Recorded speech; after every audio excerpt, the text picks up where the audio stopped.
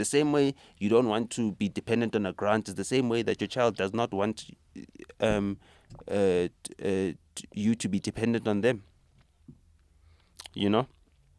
And it's a massive burden. I think the last time we spoke, for a long time, I was telling you that my dad was finishing up his chemo treatment. Yeah. And he was just telling me the other day that, it's cost him over like 600K just since last year.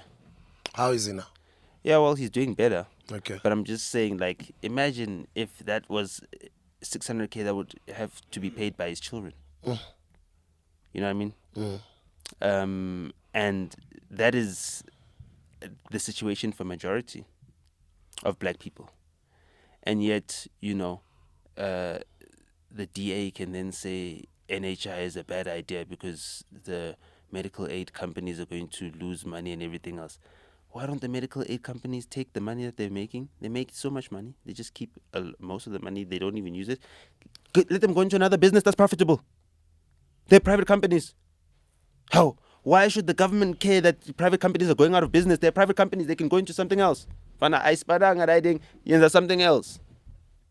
Aisaspani riding. Fana, you're a private company. You can do whatever you want. Who says that you as a private company are entitled to a certain industry?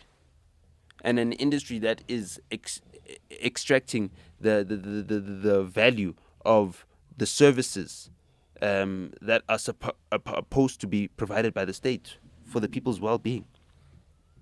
Because that's what it's doing. It's draining the state's resources.